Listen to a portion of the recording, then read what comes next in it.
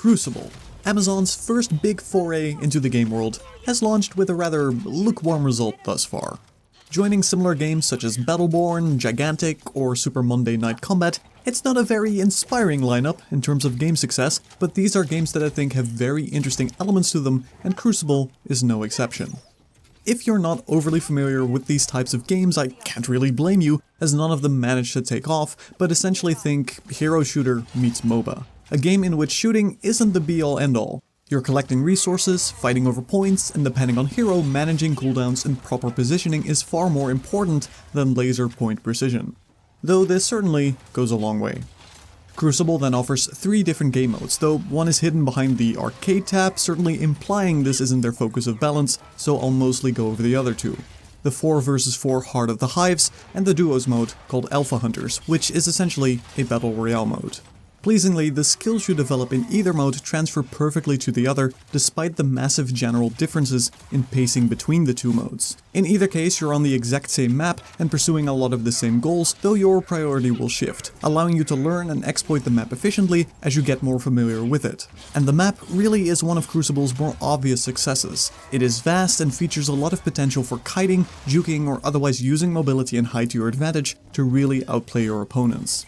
In Heart of the Hives, capturing the Essence Harvesters, essentially passive experience generators, are crucial to success, but they aren't the victory condition, meaning you're constantly trying to outmaneuver the opponent as successfully as possible, and simply beelining for the victory condition might not actually lead to victory. Coming through!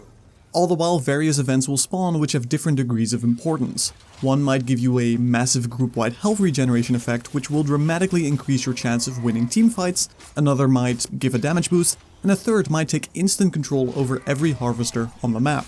This means that, as a team, you'll now have to decide where to go first and who to send.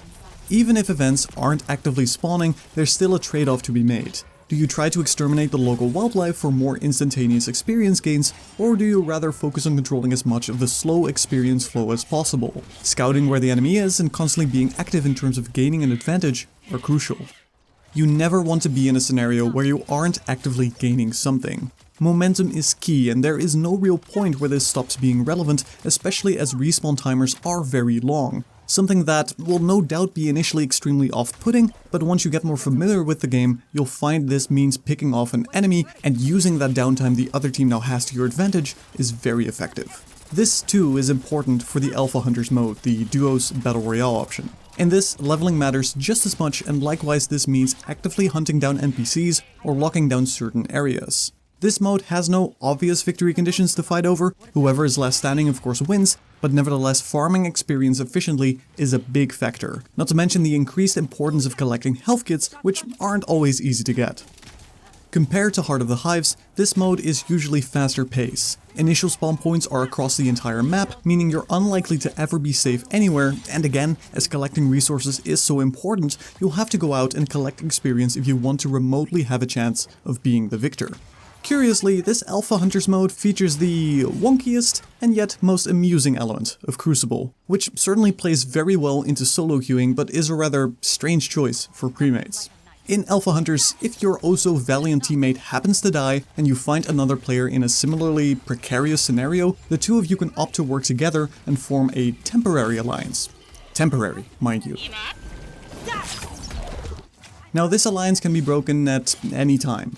If you find another solo player and you like the look of them more, you can try and betray your current ally for this newer model. Suffice to say, hiding in the bushes as Drakan and watching an Earl and Mr. Soldier stroll by only to offer Earl the ever so tempting chance to betray his buddy can lead to amusing results when the two of you then immediately delete Soldier Man from this particular universe. Likewise, this alliance will always break whenever there are 3 people left standing, so this bond is certainly not as strong as it was with your initial teammate. But it takes away a potentially frustrating element that Battle Royale games can have, which is where there's 2 solo players left against a pre-made team. In Crucible, you're highly incentivized to form up, albeit temporarily, in order to make this a tad more fair. Thanks for the memories, pal. Now, I said this is rather awkward for premates, as Crucible has no solution to a team member dying early. There's no reviving in Crucible's Alpha Hunters, and it simply never feels fun knowing that your buddy now has to wait and is forced to support you from the sidelines. In short, these 2 game modes, with drastically different pace, do work well within one game. There's an obvious concern for balance here, but importantly the skills you learn in one mode do transfer quite well to the other, and genuinely, Crucible offers probably one of the better solo queue battle royale experiences as a result. Speaking of balance, despite that there are certainly some obviously unbalanced heroes, seriously, why don't the lightning plants disappear when the annoying robot dies?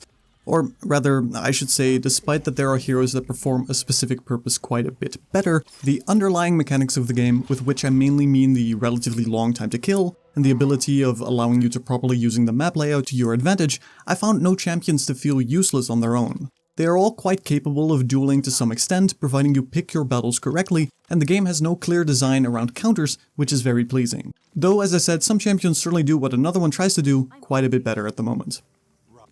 And while we're on the subject, let's talk champions, or heroes, or hunters, whatever you prefer. This, I feel, is Crucible's biggest pitfall. By and large, the hero designs are very uninspired. For starters, most of them don't really have a narrative in their ability design. There's your standard gruff soldier, there's a mercenary whose main trick is swapping weapons, and there's a number of more alien options here, but even they tend to fall short of anything special. Let's take a Jonah as an example. A Jonah is an aquatic alien freedom fighter, and is essentially the closest thing to a sniper that Crucible currently has. From a visual perspective, she looks interesting and is unique compared to the rest of the lineup, but does she ever play into this aquatic aspect, for instance? She could trap people in whirlpools, perhaps create actual bodies of water, perhaps with fish and all. No, instead she obviously gets an anti-detection beacon and tiny exploding mines. Yes, these tiny exploding mines might be called squid mines, but at the end of the day, a small tiny explosive is still just a small tiny explosive. Which, on that note, feels like a bit of an underwhelming ability to have on a map this large and vast. At the end of the day, although there are exceptions such as the adorable botany robot, Crucible feels like it tried really hard to fill some checklists. From a mechanical perspective, I think the hero designs are also incredibly lacking in terms of variety of builds and talent options. Every hero gets an upgrade at every level, up to level 5, and levels 1, 3, and 5 offer a few different options. Generally though, the differences between these options feels quite insignificant, and an obvious pick is usually present. For a game genre in which mastering and maining one or two particular heroes can be such a pleasant experience when you really see yourself improving, Crucible falls short in terms of offering the player enough options to play around with when it comes to skill variety. Finally, a massive negative element comes down to a general lack of polish. There's simply a lot of features missing, some that would seem obvious such as a field of view option, voice chat, or even text-based chat are simply not present. This is especially awkward for the Heart of the Swarm mode, but I have bigger concerns in terms of, say, general feedback that the game provides. Taking Heart of the Swarm, the game should have a much more obvious transition from event to event. The victory condition, the Hive, is frankly massively underwhelming, and if you aren't constantly looking at the map, I suspect most new players will hardly notice them spawning. If anything, Crucible's map is pleasing to maneuver across, but it should feel a lot more alive and constantly changing. When a Hive spawns, the whole map should have some sort of indication that this huge event has just occurred. Rather, it just pops into existence. And then there's simply underwhelming elements such as melee having little to no immediate impact. Melee standard attacks, frankly, are dull. And when you're in a melee versus melee fight where no side is any sort of interrupts or counters, it's more silly than exciting. No, Crucible feels as if it really massively would benefit from a few more months of polishing almost every single aspect. Suffice to say, there's a lot that Crucible can improve upon. Yet with that being said, I do really enjoy it. It's a genre that speaks to me a lot, and maybe it's simply a lack of good alternatives, but I think Crucible shows a lot of potential.